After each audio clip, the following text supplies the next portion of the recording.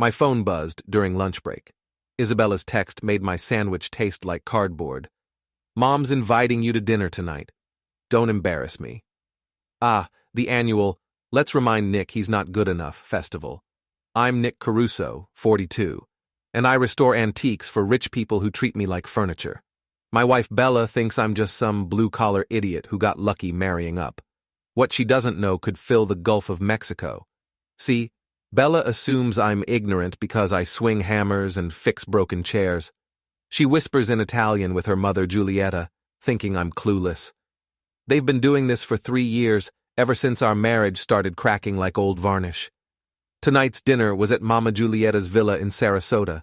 The place screams money, marble floors, expensive art, the works.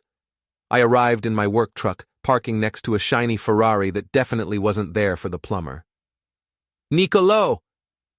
Mama Giulietta's voice could freeze hell. She air-kissed me, her perfume choking the life out of my nostrils. "Come, sit." The dining room table looked like a war council. Bella sat across from me, stunning as always in that manipulative way. Next to her was Marco Bellini, her gallery boss, tall, silver-haired, wearing a suit that cost more than my truck. Then came Gianna and Valentina, Bella's art world cronies, both dripping with jewelry and attitude. "So good you could join us, Nick," Marco said in English, his accent thick as marinara sauce. His smile reminded me of a shark sizing up dinner. The conversation started in English, polite and boring. Marco bragged about his latest gallery acquisition, some painter nobody heard of selling for 6 figures. Bella hung on every word like he was reciting poetry. Then Mama Giulietta switched to Italian, and the real show began. "Marco, you look wonderful tonight," she said in Italian, completely ignoring me. "Much better than this peasant my daughter married." They all laughed. I kept eating, face blank as a fresh canvas. "Bella, when are you leaving him?" Gianna asked in Italian, her voice dripping with gossip. "Everyone knows you're sleeping with Marco again." My fork stopped halfway to my mouth, but I recovered smoothly. Years of construction work taught me to hide reactions when bosses talk trash. "Soon," Bella replied in Italian, her voice soft but deadly. After the gallery gala next week, Marco promised to divorce his wife and marry me properly. Valentina giggled. "What about Nick? Will he fight for you?" "Him?" Bella gestured dismissively. "He's useless in bed and even worse with money. I'm only staying until I can take half his business in the divorce." Marco leaned forward, his hand covering Bella's. "Don't worry, amore. After the gala, we'll be together officially. I'll make sure Nick understands he's not welcome in our circles anymore." "The poor fool probably thinks we're discussing recipes," Mama Giulietta cackled. They all erupted in laughter, looking at me like I was dinner entertainment. Here's what they didn't know. I learned Italian from my grandfather, who came from Naples in 1952. Spent every summer until I was 16 listening to him curse in perfect Italian while teaching me woodworking. I understood every poisonous word. I set down my fork and smiled. "Mama Giulietta, this osso buco is incredible. What's your secret?" "Oh, just family tradition," she said sweetly in English. "Family's important," I agreed, still smiling. "Loyalty, respect, honesty, all those traditional values." Marco's eyes narrowed slightly, but his smile stayed plastic. "Absolutely, Nick. Family comes first." "Speaking of family," I continued, "I should probably head home, early morning tomorrow." I stood up, kissing Bella's cheek. She smelled like Marco's cologne. "Thanks for dinner, Mama Giulietta.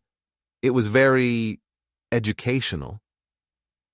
As I walked to the door, I heard Valentina whisper in Italian, "Do you think he understood anything?" "Impossible," Bella laughed. "He barely speaks English properly." I paused at the doorway, turning back with my biggest smile. In perfect Italian, I said, "Actually, Bella, my Italian is excellent. Grazie for the lovely evening. And Marco, your Ferrari has a flat tire." The silence hit like a sledgehammer. Bella's face went white as Marco's shirt. Mama Julieta dropped her wine glass, red liquid spreading across her precious tablecloth like blood. I switched back to English. Oh, and Bella? Don't wait up. I have some planning to do. Before we dive deeper into this story, I have one small request. Please subscribe, drop a like, comment, and hit that hype button to boost this channel so more people can discover these incredible Reddit stories. I drove home with my head spinning and my heart hammering. 3 years of marriage, and my wife was planning to destroy me while screwing her boss. The betrayal cut deep, but the rage, that burned hotter than a blowtorch. My phone rang before I reached the driveway. Ray Martinez, my best friend since high school, now running a security company. Nick, you sound weird. What's up? Ray, I need your help. Big time. An hour later, Ray sat in my kitchen, shaking his head as I explained everything. Ray's an ex-cop, built like a linebacker, with a face that's seen too much and a heart bigger than Texas. Jesus, Nick, 3 years of this crap? I was suspicious, but tonight confirmed everything. I pulled out my laptop. Remember that tracking app you installed on Bella's phone last year, when her car got stolen? Ray grinned. Still active? Let's find out. The app showed Bella's phone at Marco's mansion on Longboat Key at 11 p.m. on a Tuesday. Real emergency gallery business, right? What's the plan? Ray asked. I want to destroy them, but smart. No jail time, no violence. Just complete and total humiliation. Ray cracked his knuckles. I'm listening. We spent 2 hours researching Marco Bellini. Turns out, Mr. Perfect had secrets. 3 previous affairs, 2 messy divorces, and a reputation for borrowing art pieces from clients. Nothing criminal, but enough to ruin his precious reputation. The gallery gala is Friday night, I explained. Biggest event of the year. All of Sarasota's art elite will be there. Perfect audience for a takedown. Exactly. But first, I need evidence. Thursday morning, I called Mrs. Fenwick, my wealthiest client. She's 85, sharp as a tack, and hates cheaters more than bad art. Mrs. Fenwick, I need a favor. What kind of favor, dear? The kind that involves exposing a cheating wife and her scumbag boyfriend. Her laugh sounded like champagne bubbles. Oh, this sounds delicious. What do you need?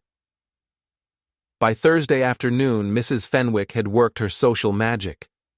Turns out Marco had been promising marriage to 3 different women, including Valentina. She'd also discovered he owed money to half the art dealers in Florida. Nick, Mrs. Fenwick called that evening, I have something special for you. She'd gotten copies of Marco's private emails through her connections. The man was a walking disaster, promising exclusive deals to multiple buyers, inflating prices, and worst of all, planning to skip town after the gala with a fortune in borrowed artwork. He's not just a cheater, dear. He's a thief. Perfect. Ray and I spent Thursday night preparing. We visited Marco's gallery after hours. Ray's security expertise made the locks useless. Inside, we planted tiny wireless speakers in the sound system, connected to my phone. You sure about this? Ray asked as we worked. They want to humiliate me publicly? Let's give them a show they'll never forget. Friday arrived like Christmas morning. Bella spent all day getting ready, chattering about the gala like it was her coronation. She wore a stunning red dress that probably cost more than most people's cars.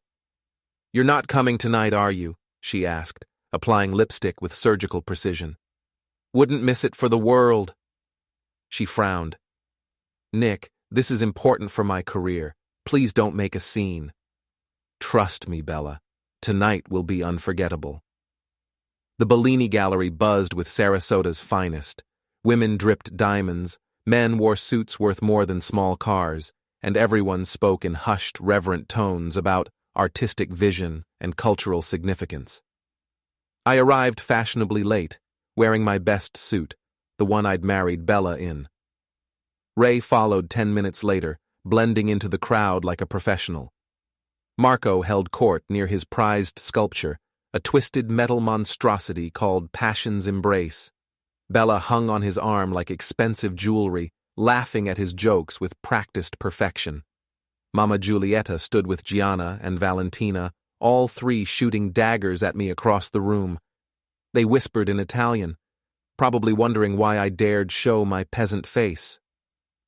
"Ladies and gentlemen," Marco's voice boomed through the gallery's sound system, "welcome to our most prestigious event of the year."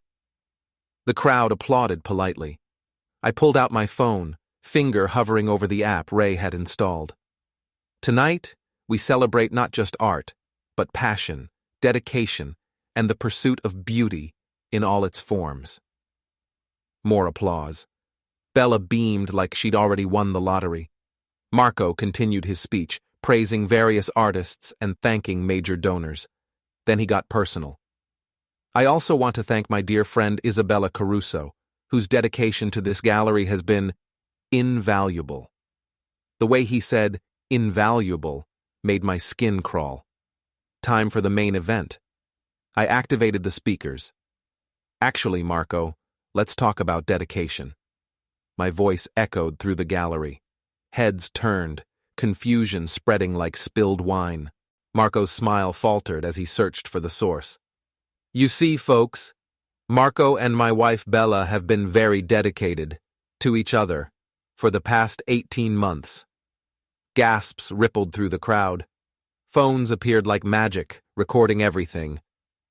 "But that's not the best part," I continued, walking toward the center of the room. "The best part is what they said about all of you." I pressed another button. Bella's voice filled the gallery, crystal clear from a recording I'd made during one of her phone calls. "These people are idiots, Marco. They'll pay anything for garbage if we tell them it's art. Mrs. Henderson bought that awful painting for $50,000. It's worth maybe $500. The crowd's murmur turned ugly. Mrs. Henderson, a major donor, looked ready to commit murder, but I wasn't finished. And here's Marco, discussing his business ethics. Marco's voice boomed through the speakers. "The Castellano piece? I told them it was authentic Renaissance. It's a fake from the 1970s, but they'll never know. We'll make $3 million easy." The Castellanos standing near the bar went pale as ghosts. "Stop this," Marco shouted, rushing toward the sound system. But Ray intercepted him, all 250 pounds of ex-cop muscle. "I think people want to hear more," Ray said pleasantly. I switched to the grand finale, a recording from Tuesday night, when Bella thought I was asleep. "Nick is such a fool, Marco. After the gala, we'll clean out his accounts and disappear to Italy. He'll never find us." The gallery erupted. Bella stood frozen, her face cycling through shock, rage, and terror. Mama Giulietta clutched her chest dramatically, while Gianna and Valentina backed away like Bella had plague.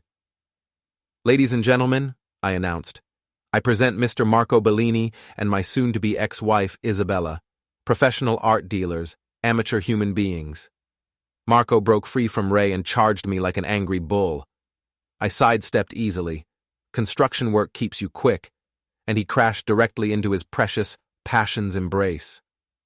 The sculpture toppled with a sound like the world's most expensive car accident. Metal twisted, glass shattered, and Marco lay in the wreckage, his white suit now decorated with blood and humiliation. The crowd pressed closer, phones capturing every second. This would be on social media before Marco stopped bleeding. Bella finally found her voice. "Nick, you bastard! You've ruined everything!" "No, sweetheart. You ruined everything. I just made sure everyone knew about it." She lunged at me, red dress and all. I caught her wrists gently. I'm not a monster, but she was beyond reason.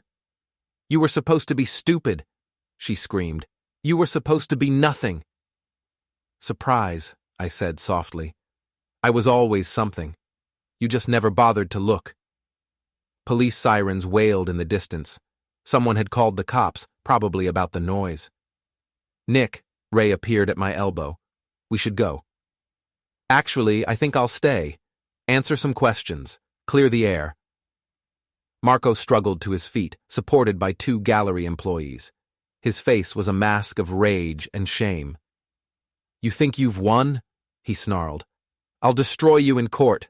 I'll take everything." I pulled out my phone again, showing him the screen. "With what money, Marco? See, while you were busy screwing my wife, I was busy talking to your creditors. Turns out they're very interested in your location." His face went white. "What did you do?" "I told them where to find you. They should be here any minute." As if on cue, 3 men in expensive suits pushed through the crowd. Marco's eyes went wide with recognition. "Marco Bellini," the lead man said pleasantly. "We need to discuss your outstanding debts." Marco looked around desperately, but his escape routes were blocked by angry customers, curious reporters, and now debt collectors. "This isn't over," Bella hissed at me. "Actually, it is." I handed her an envelope. "Divorce papers, already filed. And before you get any ideas about taking half my business, you should know I recorded every conversation about your plans to rob me blind." Her hands shook as she opened the envelope. "You can't do this." "I already did. Oh, and Bella, your mother knew about the affair from the beginning. She's been helping Marco plan this whole thing." Bella spun toward Mama Giulietta, who was trying to sneak toward the exit. "Mama, is that true?" The old woman's guilty expression said everything. The police arrived, followed closely by reporters who'd caught wind of the scandal. The gallery became chaos, flashing cameras, shouted questions, and the beautiful people of Sarasota fleeing like roaches when the lights come on. I walked outside into the cool Florida night, Ray beside me. "Feel better?" he asked. "You know what? I really do." Behind us, the gallery buzzed with activity. Marco was being led away by his creditors. Bella was screaming at her mother in rapid-fire Italian, and the wreckage of Passion's Embrace lay scattered like the remains of my marriage. My phone buzzed. A text from Mrs. Fenwick. "Magnificent performance, dear. Call me Monday. I have 3 clients who need honest restoration work." I smiled, looking up at the stars barely visible through Florida's humid sky. Sometimes the best revenge isn't getting even. Sometimes it's just telling the truth.